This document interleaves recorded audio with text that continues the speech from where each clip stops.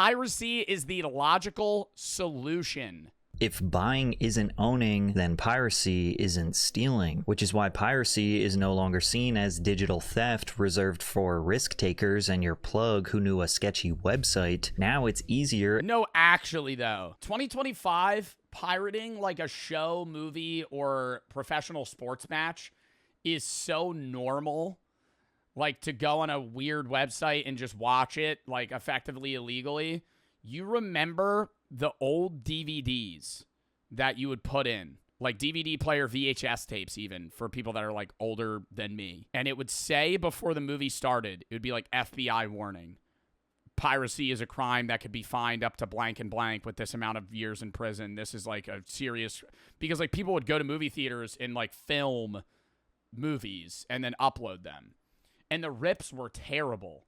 And people would watch that. Now, people just rip a show straight off of a fucking streaming service and just upload it onto a sketchy website. And people will just watch that. Like, it's crazy how normal it is now, I guess. Do they even crack down on that? Like, is piracy something that people get actually charged with anymore? I feel like, yeah, but maybe not as much. Because it's hard to track, and there's so many people that do it. And more convenient than ever. TV, movies, sports, live events. Like, it sucks to say. I mean, it not sucks, but one in the chat if you've pirated something. I'm not advocating for this, but like, whether it be a UFC fight, a Jake Paul fight, yeah, most people. Because I think the term pirating isn't what it used to be. The term pirating now is like, I went on a website to watch a fucking UFC fight for free. I went on this instead, like. Most of the time, that's what people are probably meaning when they say pirating. It used to be like, yeah, I bought a rip off a guy who was illegally recording in a movie theater. Whatever you want for free. It's become so normalized that piracy sites are getting more yearly visits than every streaming service combined. But this makes sense when you consider that every facet of the entertainment industry has been destroyed by corporations. Even if you're not a sports fan, you will relate to this struggle. Because how every day the sport you want to watch is on a different platform because the one company didn't buy everything. It's like now the NBA or like the MLB, it's like, okay, well, it's on this one day and this another day and then this another day. Oh my God, it's such a fucking pain in the ass. That, and then it's like Netflix used to be, bro, anybody remember 2017 Netflix? My God, that was peak. Because you would fucking load that bitch up. It had so many shows and movies. It was like the only thing. Now you didn't have to use fucking on demand. You didn't have to pay for a show. It was awesome. And then it was like, oh, HBO Max or Hulu's out. It'd be like, oh, that's kind of cool. They have even more stuff. And then it got to a point where like there's 9 streaming services that constantly battle for different shows. So it's like you can't own one to watch what you want now. Now you have to own 5. Because you have one show on each network that you want to watch, and they're purposefully pulling from other people because they're trying to get customers to transfer over. It's so stupid. You need to see how insanely difficult it is just to watch a basketball game. I live in Oklahoma City, and I really wanted to follow the Thunder and the entire Western Conference. Every single basketball day is probably on a different network. There's a network that probably owns like Monday, Thursday, and then there's ones that own like Thursday or weekends. I don't know basketball days generally, but like it's absurd the lengths you have to go to watch professional sports now. I bought NBA League Pass for $110 for the season. Silly me for thinking that one streaming service would have every game. No, that only has 3 days a week probably. $110. Pass only lets you watch games that are out of market, which meant I couldn't actually watch the Thunder games because I live in Oklahoma City and those rights belong to the FanDuel Sports Network. And if the game was nationally televised, that was exclusively broadcast on ESPN or TNT, which meant I needed a cable package or another app like Hulu Live or Sling. No. I will stand by though. Cable TV is dog shit. Bro, they try to loop that shit in whenever if you get a TV, you get a Wi-Fi package, they're like, yo, you wanna loop in cable? It's only like fucking $200 a month. No. Because who the fuck watches cable anymore? Outside of 4 sports, no one watches cable. Who the fuck's like, yeah, I'm going to go see what's on A&E right now. Oh, The Sopranos is on at 9 in the morning. What? To catch the games literally happening in my city. As of right now, if you want to guarantee that you will be able to watch all of Old people, yeah. Somebody said my grandparents. Yeah, old people. No, I feel like more and more, there's probably stats on that. I would say the average Gen Z person does not own cable. the NBA games in the US when they are actually happening live, you need to have ESPN, which requires you to have Hulu plus live TV or YouTube TV or Sling Orange TV or with an upgraded cable package. Then you need Peacock, which is $11 per month. Then you need Prime Video, which is $9 per month, and ABC, which would come with your basic local cable subscription. The cheapest way to get Bro, it's like that. That's just to watch one basketball game. I think like pay-per-view, it's a little bit different.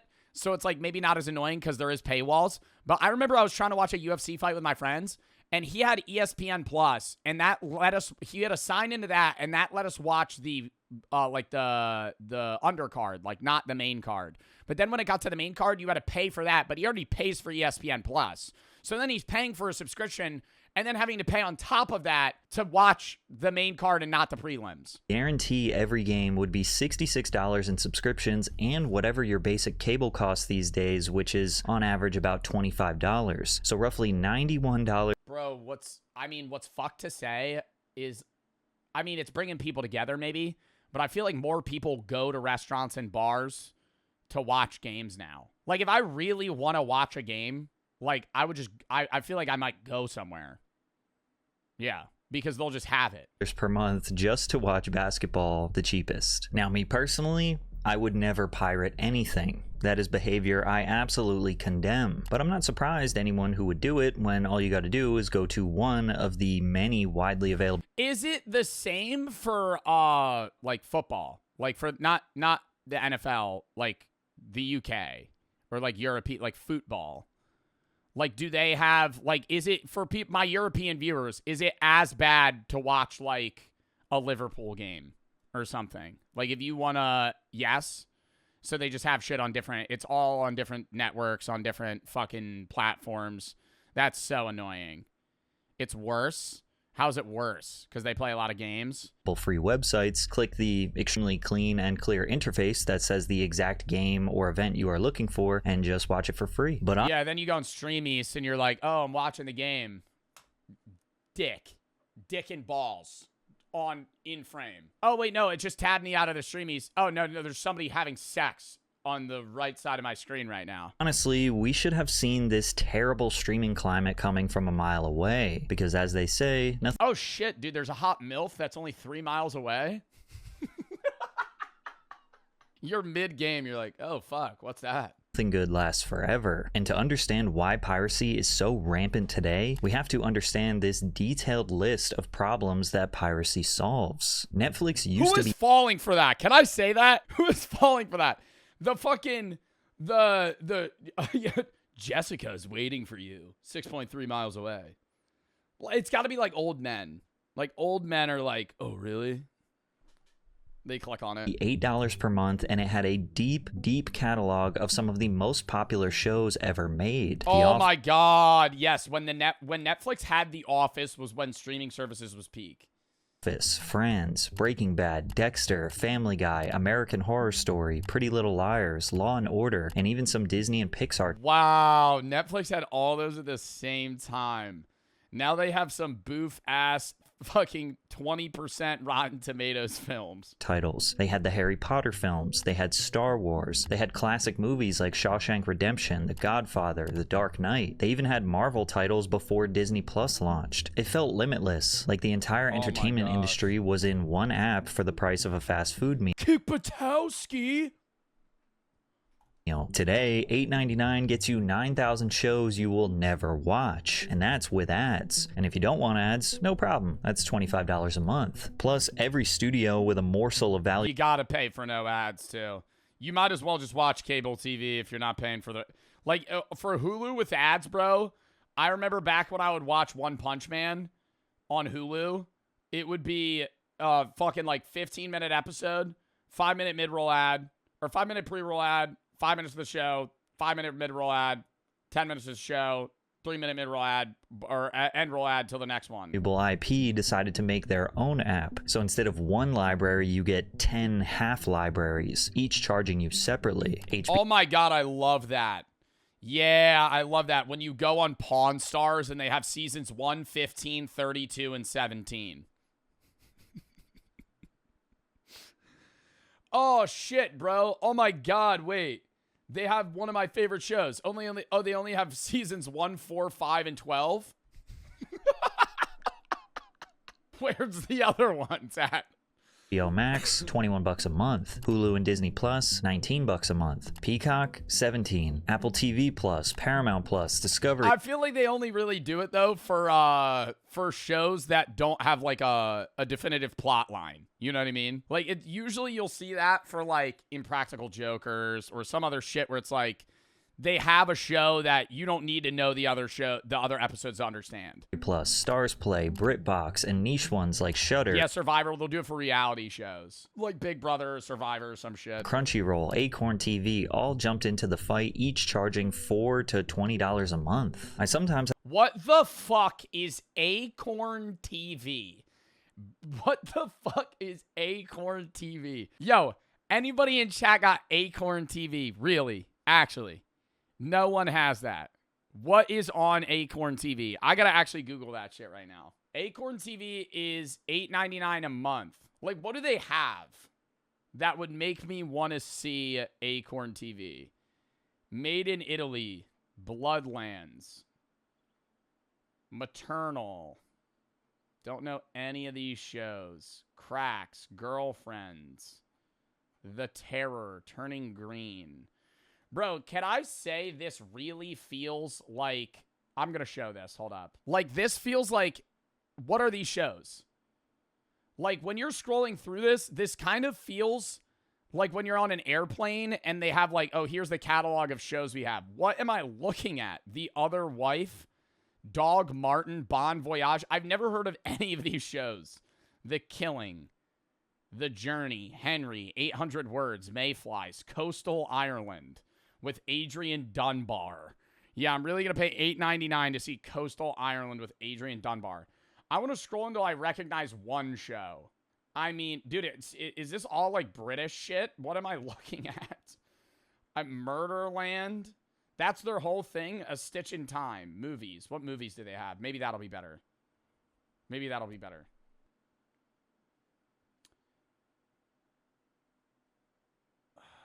Stardust, Black 47. These are all the movies they have.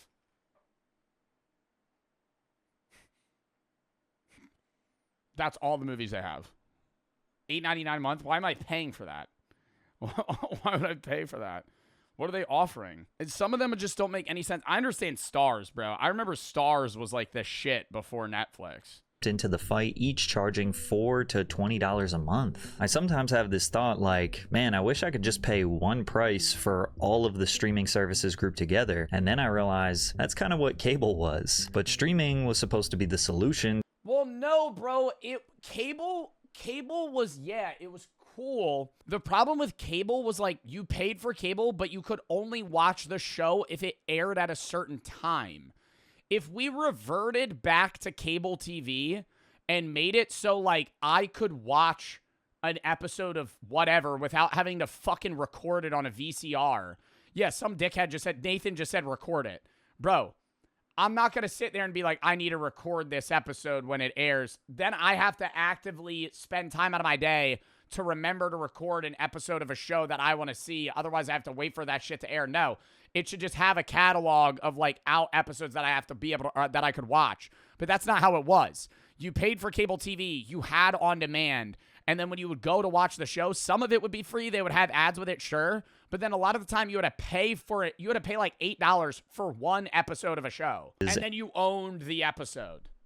and yet they are slowly turning into the very thing they sought to destroy. Check out this old residential cable service price sheet from 1993. Just your basic news and weather channels was the same cost as Netflix when they first launched. Adding just 2 or 3 premium channels like the Disney Channel takes the price from $8 to $20 to $27 per month. This is actually insanely expensive for the 90s, especially when you consider that you did not get to choose what content to watch or when you could. No, you just fucking tune in. I mean, there's like some nostalgia in that, but like in modern time, yeah, I could look back at that and like when I'm at a hotel, I'm like, yeah, let me see what's on TV. It's fun. But if every day I had to be like, let me go watch something, and I tune in 35 minutes into an hour-long show, and I'm like, oh, I don't even know what's happening. You can't get into anything. Like, that's what makes that shit impossible, is like, you can't start anything new with cable TV unless you've been there from the beginning. Because if you want to watch The Office, or not The Office, because those are just random episodes. Let's say you want to watch, like, Supernatural, which is a show that ranges, like, 14 fucking seasons. And on cable TV, season 7, episode 22 is on. I can't invest myself into Supernatural. I don't even understand the fucking plot line. And I can't go back and watch the first episode because I have to pay for it. Streaming solved all of these problems, but in 2025, almost all of these problems are back. I recently wanted to watch The Founder after doing research for my fast food video, but Netflix would not allow me to watch it since I pay for the cheapest version of Netflix that has ads. I was annoyed, but I thought maybe it had something to do with McDonald's having some sort of strict licensing issue that forced Netflix to lock it behind the premium tier, but it turns out there are 138 movies and TV series blocked on Netflix advertising tier. For $8 per month, you cannot watch Spider-Man, White Chicks, Boys in the Hood, or even the Garfield movie. Half the time, you don't even know whether something isn't available or not. Oh, dude, but you at least have Guy's Grocery Games. That's all you need, man. Because of licensing. Or Chopped. Contracts, region restrictions, or just because you're on the wrong subscription plan. The end result feels exactly like cable. Alright guys, I'm gonna need you to make me a hamburger with all the ingredients in the grocery store. You have 20 minutes and $35. Go. Again, paying more money just to unlock what you thought you were already paying for, thus making piracy the logical solution. You can go to these super cool websites that I never endorse because that is wrong and immoral, and just search basically any movie and get a high definition download. However, cable being much more expensive actually did have a slight benefit that nobody realized at the time. The competition for ratings meant that the shows that survived were usually the best of the best. Every network was fighting for limited primetime slots, and if a show could not pull in millions of viewers week after week, it was canceled. There was no filler at primetime. Seinfeld, Friends, The Simpsons, The X-Files, Sex and the City, Buffy the Vampire Slayer, The Fresh Prince of Bel-Air. I could go on and on. Networks weren't pumping out hundreds of new series every year just to fill catalog. Ooh, okay, don't say pumping out shows and shows. This shit's the fucking... This is like primetime dad TV. This is, I don't know what Alone Australia is, but Alone is an amazing show. It's Survivor, but actually Survivor. They just drop your ass off in the wilderness and say, last one standing wins, bye. And they leave. And they come back once a week to see if you're dead or not. And they do like a weight check, and you have like a little radio in case you're dying. They come save your ass. And if you're the last one there and you don't get pulled because like you're like dying of, being malnourished, you win. And you get like $1 million. It's fucking awesome. Space. They were making sure the few shows they produced had the writing, acting, and budgets to succeed. And to no surprise at all, Naked and Afraid? Oh my god! See, do they still make that on cable? Or not on cable. Do they make that for streaming services? I would watch that shit. That was hilarious. Naked and Afraid, it would be a bunch of cameramen. They're fucking filming from like 8 trees away, just like this. And they're like, all right, they're meeting for the first time. They walk up, they're butt-ass naked, and they're clearly trying to not look at each other's genitals. and so they walk up to each other, and they're like, hey, what did you bring? Oh, I brought flint and steel as my item. Oh, that's awesome. These old shows are still dominating streaming services today. In 2022, And then, dude, the one episode of Naked and Afraid that I fucking loved, that it will always stay in my mind. It was they were in like the jungle somewhere. I don't know what country they were in, because they always make you go into a different place. There was this man and a woman. And like 3 days in, he's like, I don't need to boil the water. This is fresh running water.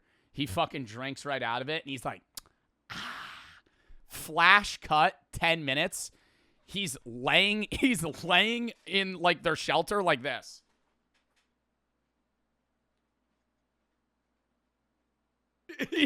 He contracted some fucking virus in the water.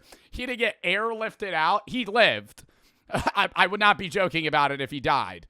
He got airlifted out, and then it like flashed back, and she was like, I told him not to drink that water. She was like, I told him not to drink. There was amoebas in that shit. Seinfeld racked up 19.3 billion viewing minutes on Netflix, making it the 10th most watched show of that year. Compare that to one of their most popular originals, Wednesday, which was everywhere in 2022. Viral on TikTok, Jenna Ortega was launched into A-list fame. It was damn near a monoculture moment, yet it still drew fewer minutes than Seinfeld, a 30-year-old sitcom. Shows like The Umbrella Academy and The Rings of Power pulled in about half the audience of Seinfeld. No, but it's like, I feel, I know on cable TV, there was a lot of shows that you didn't watch, but because it was like prime time slots, whenever you tuned in, you would recognize the names of the shows, even if you didn't watch them. Now, when you scroll on any streaming service library, not just Netflix, I feel like 1 in 10 shows you recognize, the other ones just look like all duplicates of themselves. In like medieval times or like the 1900s, it's always like a man just like on Acorn TV, some guy just like fixing his tie. The cut or the thumbnail of the show. The Griswold. And he'll be just standing like this, and it's like, they have 15 seasons of that show. Who the fuck is watching that? Cable forced networks to compete for your attention in a way. Somebody is. I feel like I would love if they released the watching. Do they do that anymore or no? I feel like there was a time where they had to, or for some reason. I wish Netflix would release stats on like how well or not well shows performed. Because I guarantee you there are probably like 10 to 20 shows on Netflix that actually get hundreds of views.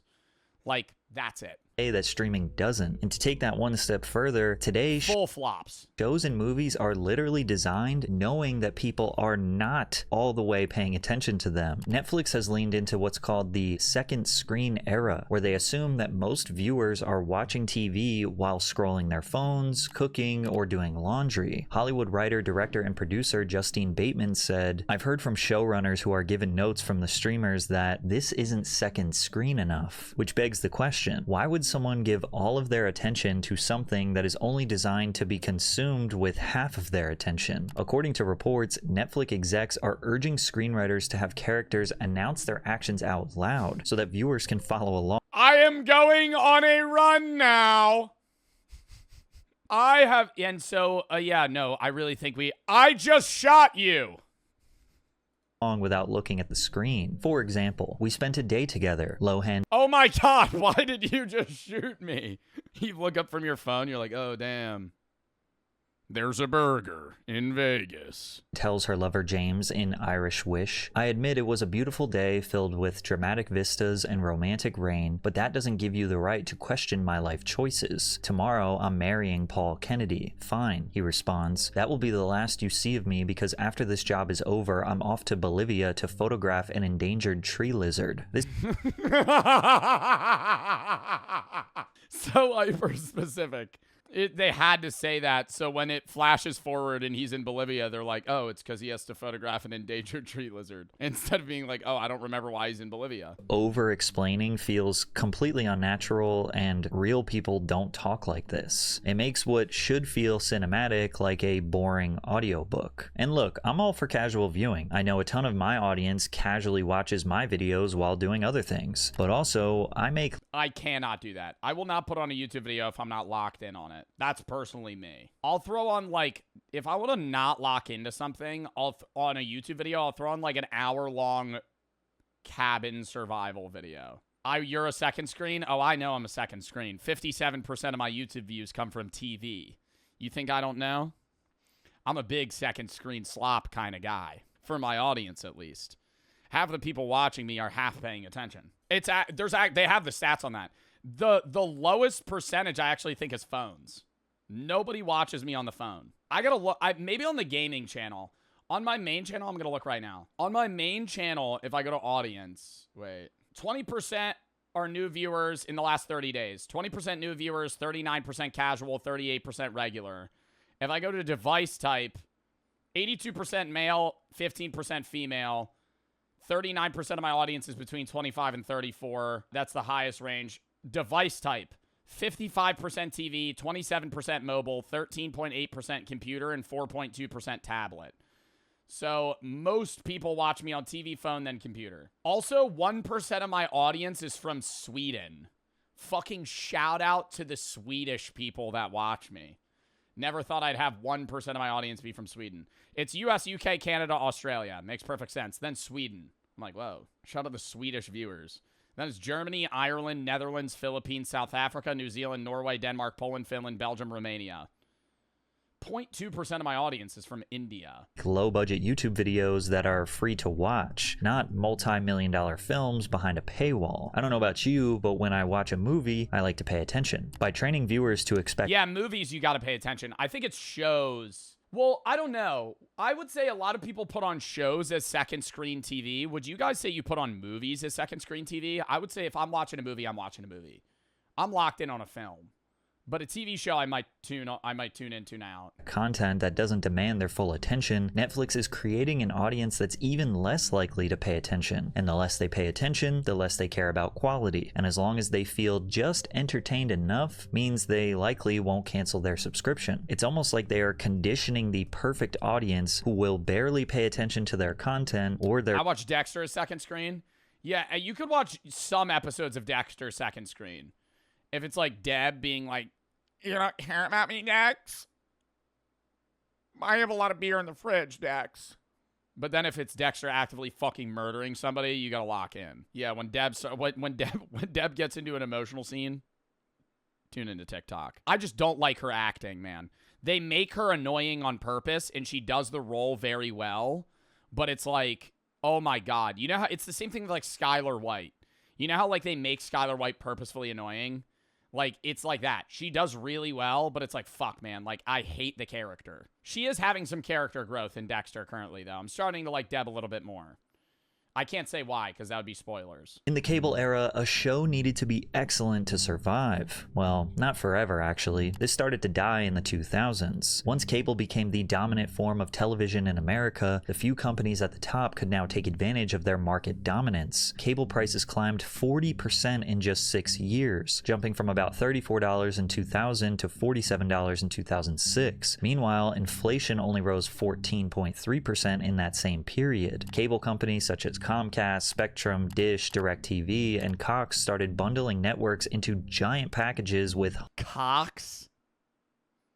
hundreds, sometimes thousands of channels. If you wanted to watch ESPN, you were forced to also buy Lifetime, QVC, the Golf Channel, MTV3, and whatever else they decided to shove into the bundle. You weren't allowed to just pick the 5 or 6 channels that you actually watched. And now, streaming companies are doing a similar tactic. They flood their platforms with new shows. Yeah, bro, I remember we had cable TV, and we got some like free bundle when I was younger, and we had 2,000 channels. And you only watch channels like 1 through 100.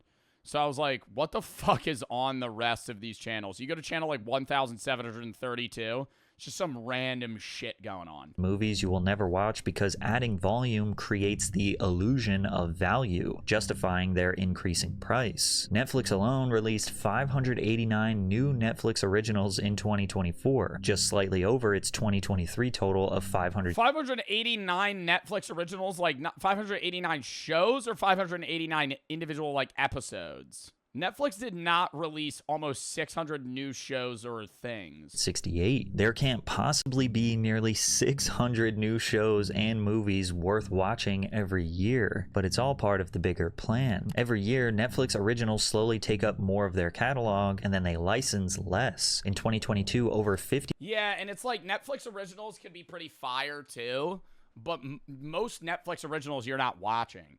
Like, you've heard, you know Stranger Things, you know Squid Games, but it's like, you don't know fucking some random sitcom they have casted. 50% of their catalog was originals. Now, some of these originals are good. Ozark, Queen's Gambit, Beef are just a few off the top of my head, but the rest are mostly filler. They are watering down their product to... The Good Place is a Netflix original, and BoJack Horseman, and Big Mouth.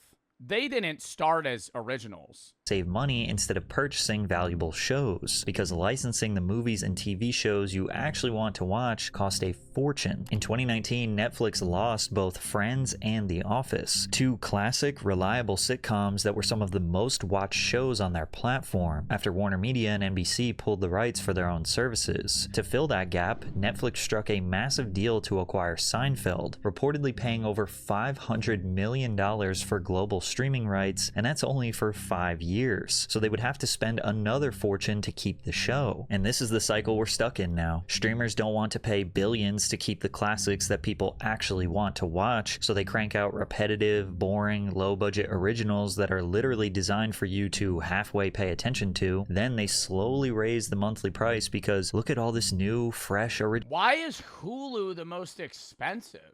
Hulu does have a lot of good stuff, I think. But I feel like, is that because it's Hulu without Hulu without ads? It's not ad free. This is not ad free. Oh yeah, no. Oh, you mean I'm saying this is not with ads. This is ad free. Apple TV is only $10. They don't have a lot. Original content we're giving you, and users have been conditioned to only watch casually anyways, so they barely notice the dip in quality. Plus, that's only one streaming service. Every company with a little bit of valuable IP started their own app, and they're doing the same exact system. So now if you want a library of great shows and movies, you need to subscribe to multiple services. The average household actively uses around 4 streaming apps, and 8% even access 10 or more. That equals about $69 per month, which is just about the same price that cable was in the early 2010s when everyone jumped to streaming. Piracy is the solution to all of these problems. Piracy reached a low in 2020 with 130 billion website visits, which by the way is still a ton, but by do you think they're gonna crack down on piracy? 2024, that number had risen to 216 billion, and it's actually incredibly simple as to why. Gabe Newell, the founder of the online video game marketplace Steam, summarized this perfectly nearly a decade ago. We think there is a fundamental misconception about piracy. Piracy is almost always a service problem and not a pricing problem. If a pirate offers a product anywhere in the world, 24/7, purchasable from the convenience of your personal computer, and the legal provider says that the product is region locked, will come to your country 3 months after the US release, and can only be purchased at a brick and mortar store, then the pirate service is more valuable. In short, convenience is key, and people are willing to pay, but why are they making it so complicated? The music industry got it right for the consumer. They created something so Oh, that's true. There's competitors, but I really do think, like, I don't have a problem with Spotify. I understand, like, what is it? Like, I buy Duo. How much is Duo? Because I pay for me and Brooks. It's like, what, like $12? It's like 12 or 15 a month or some shit. I don't know what it is. I think it's 15. But it's like way cheaper to have Duo than Solo. What the fuck is Duo? You get 2 accounts of premium. But it's like, I think that's worth it, you know? Because you're basically getting unlimited. The streaming service solution to music is only upsides. Because if you remember prior to Spotify, Apple Music, all that, you had to buy the songs on iTunes. Like, you were paying $1 a song, $1.50 a song. So if you had like 200 songs you liked, oh, you were fucking spending a bag to listen to that shit. Like, it was expensive. Now, yeah, you pay, you don't own the music, but it's like, dude, you're paying way less than you used to. Simple that it wasn't even necessary to pirate music anymore. At its peak, Napster had nearly 80 million registered users downloading and sharing music for free. By the mid-2000s, sites like LimeWire and BitTorrent were handling billions of illegal downloads every year. Year over year, music revenue sales were dropping, and the music industry executives were convinced it was because of piracy. That's when Spotify, Apple Music, and other music streaming services came around to essentially make the Netflix of music. However, these services are better because there is no exclusivity. No matter what service you pay for, you will have access to basically the same exact music as any other. The only thing is you don't really get remixes on Spotify, which does annoy me. YouTube has that, Spotify doesn't. Spotify has like all mainstream shit. They don't really have like underground, like unless you upload it specifically to Spotify. It's like more rare. One monthly price and nearly every song and album ever made. Now, this isn't necessarily all good. This has devalued music incredibly. That's false as fuck. They don't have a lot of the remixes that I look for.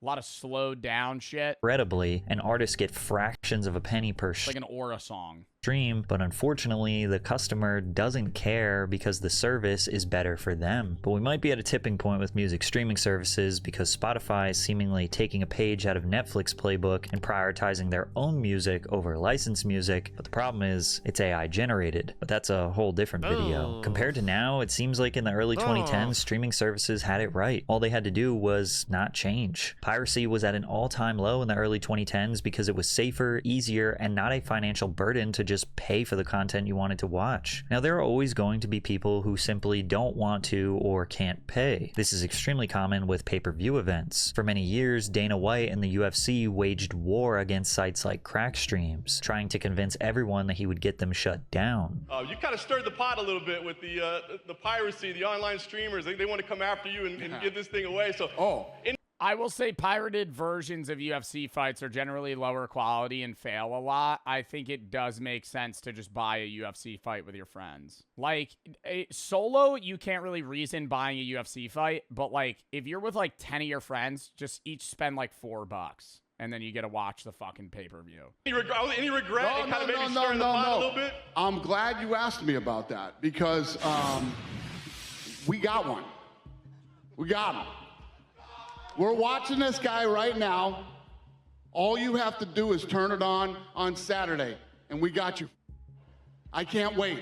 Turn it on Saturday, streamers, and see what happens. Nothing happened. 4 years later, and you could watch any UFC fight crystal clear HD on a handful of different free streaming sites. Dana eventually realized he was losing the battle with illegal pay-per-view streamers, and to everyone's surprise, he actually made a deal that benefits the consumer now. In 2026, all UFC events will air exclusively on Paramount networks in the United States. That means in 2026, all UFC events will air exclusively on Paramount networks in the United States. That means 13 marquee numbered events and 30... All of them? How much did Paramount pay for that? $7 billion.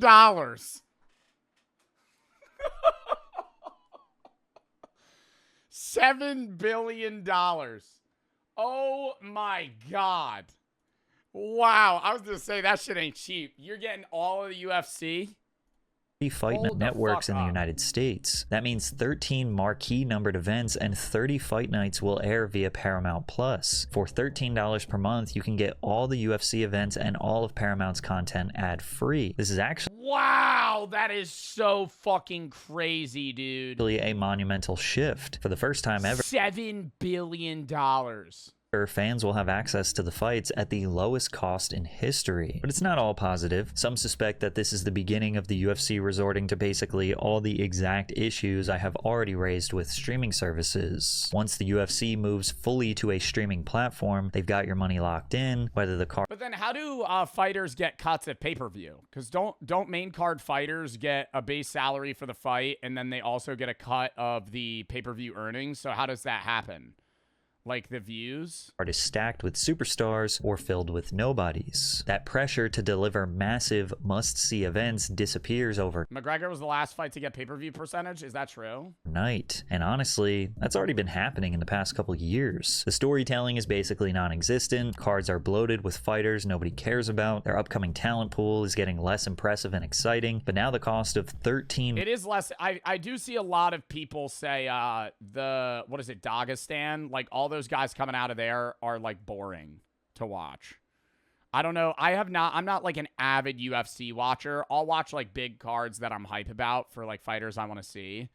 But a lot of people say like wrestler UFC fighters are really boring. But it's like it's a part of the game. You know, it's UFC, it's MMA, it's mixed martial arts. It's not just boxing and fucking high, you know, spin kicks and knocking people the fuck out. Like a lot of it's going to be grappling. I will agree though. When you're hyped for a main card and then you wait 3 hours for the main card to start and they're just hugging each other on the floor for fucking the entirety of the fight, it's not fun to watch, but it's like, it's a part of the sport. You know, you have to like that. You have to, that's more of an acquired taste in fighting, is watching guys like live in the clinch versus dudes that just strike and knock each other the fuck out. marquee events is roughly the same price as one pay-per-view. So as long it's like the chess match part of it. It's like it's different from just like full power swinging. as you get one good card per year, it's technically worth. I like grappling. I like a mixture. I like when it's like some dude that's really good at grappling and then also a guy that's good at grappling but also like, you know, striking, and then you have them try to get out and play towards their expertise.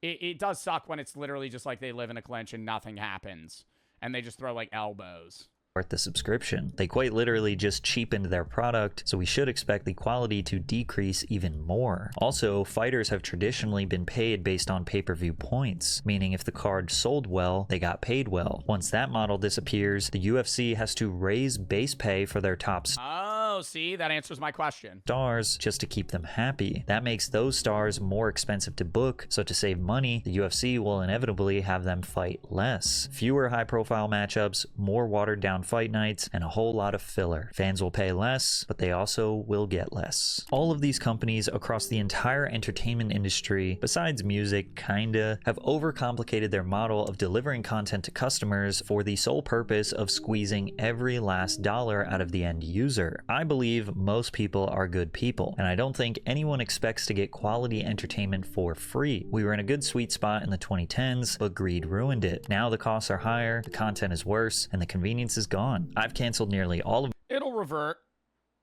It has to. Because there's a level of like, not even like capitalism, but there's a level of like competition where if it gets too expensive and they don't have a good like portfolio of shit, people are just going to stop buying it. Those companies fail.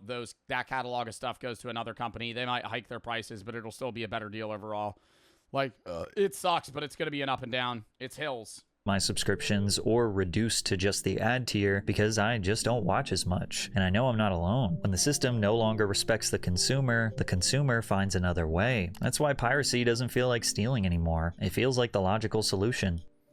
Do you think this will have UFC fighters leave? And go to a different fighting league? Because Dana's still probably paying them more than anybody else. So probably not. All right. Chat, we have just...